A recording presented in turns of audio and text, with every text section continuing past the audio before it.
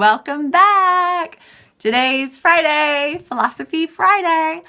I'm Corinne Phillips, and this is Fresh Pea Cooks, where sometimes we talk about things that aren't cooking, like duality, which is what I want to talk about today. Before I start this topic, I want to tell you a little story. Now, this is probably just family lore, but whatever. Hear me out.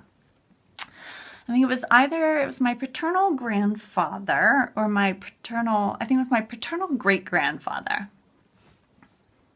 was a rancher, among other things, and he lived in rural Idaho. Now, movies had been out for a long time, but when you live in rural Idaho and you're a hardworking guy, those things just weren't really that accessible. So the family story goes that my great-granddad went to see his first movie, his first and only movie, I will add. And there was a rancher in it, and apparently he was herding his livestock upstream. My grandfather grew agitated and stood up and expressed his disapproval that was impossible and left the cinema and never returned again. I love this story because it confirms a deeply held belief in myself that I come from truth-seeking stock. But it's not just my genetic lineage. This is something that I think most all of us share, this innate desire for the truth, this need to understand the world around us, the world beyond, the world where we came from, this seeking. And some of us are a little more seeking than others. I've always felt like a seeker. I've always been very motivated to learn more, to learn different, to learn new. Now, some of this may go back to my upbringing where I was raised in a very black and white environment, a very dualistic environment. Right and wrong, good and bad, conservative and liberal. And it was so polarized, and that polarity was so against my natural, innate seekingness, my desire to seek other, to understand. And when I was given the choice between black or white, I saw gray. I saw color. I could not see good and bad. I saw circumstances, and that is just innately my nature. And many of you share that nature. Some of you don't. Some of my most favorite people in this world are very dualistic in their thinking. They're very black and white. One is not more than the other, but just hear me out. So one of you suggested Richard Rohr's books to me maybe a couple months ago. I don't know who you were. Please make yourself known because I want to thank you personally. What I love so much about his books is they resonate so completely with me because Richard Rohr and I think very much alike. And so, of course, I like him, right? Because it's familiar. I'm like, oh, this guy thinks like I do. He's a great guy. As human beings, we have the incredible ability to use heuristics, little tiny bits of information that we can immediately piece together and make sense of a situation. And this is for our survival, right? I'm walking down the trail and I see a furry paw that's about this big, and I see a bit of a tail or I hear a kind of growl. I'm immediately going to think, cougar, man-eating cat, run, get out of there. Now, these heuristics can be very important for our survival, but they could also be very detrimental, where instead of seeing a human being, we see a Muslim, we see a Mormon, we see a Catholic, we see a Jew, we see a Christian. And what this does is it takes our preconceived notion of what these labels mean and it attaches it to a human being that we know nothing about. And instead of learning from that person, instead of trying to uncover the truth of what makes us both human, what makes us both motivated, we shut that person out and we label them. This is the epitome of dualistic thinking. This holding sacred what we know, what we believe, what we feel is right, and condemning the other. And now, going into an election year, this is very apparent. On Facebook, it's everywhere, and I participate wildly in it. I know that. I have my guy that I really want to win, and I love posting all the good stuff that he's doing. It's just how we behave. This is our innate human reaction. But underneath it all, I think we have a lot in common. All of us want justice. All of us want love.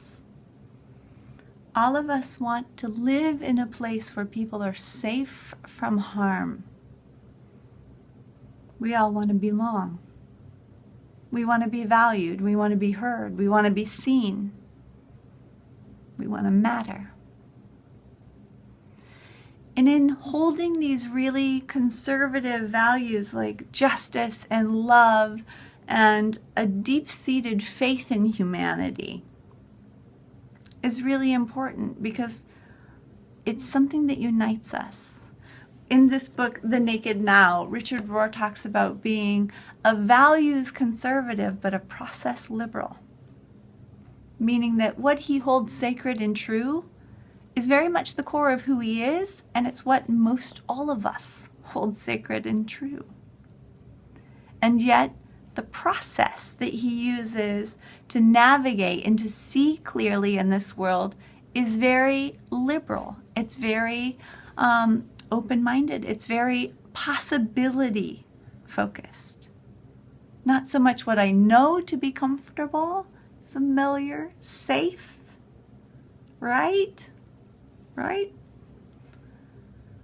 But rather to be so centered in your values, your core values, that you're able to entertain the possibility of someone else, of another perspective, of another idea. So in this book, I want to read you some of the preface. I couldn't even get through the book without reading the preface like 3 or 4 times. I had to read it to Glenn, and I underlined bits of it, and I marked it all up. This was so profound to me. Richard writes, I believe in justice, truth, follow-through, honesty, personal and financial responsibility, faithful love, and humility. That's so beautiful.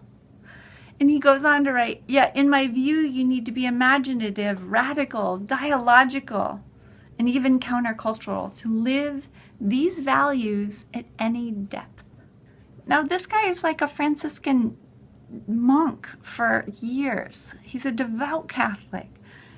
And yet he sees the world through very perennialistic leanings, I think. And he talks about in the beginning that he has been accused of being an and both kind of person instead of an either or kind of person. Now that resonates with me personally.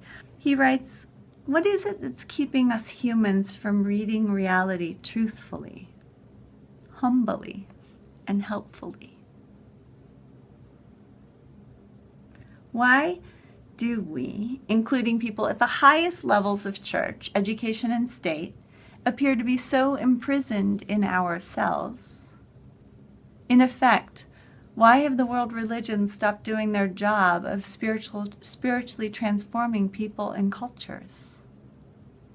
It's a really excellent question. This is a very devout seeker. This man is, his given his entire life to following the spiritual path. And yet he has questions that for a lot of Christians seem heretical. They seem to undermine the entire belief system. But when you foundationally are so secure in your faith, in your devotion, in your values, you can entertain questions and possibilities. It's part of the path. Richard also writes that he will draw upon his own journey of trying to see himself honestly, more lovingly, and in a broader and less self-serving frames. So what can we do to see ourselves more honestly? He goes on to say that our best teachers are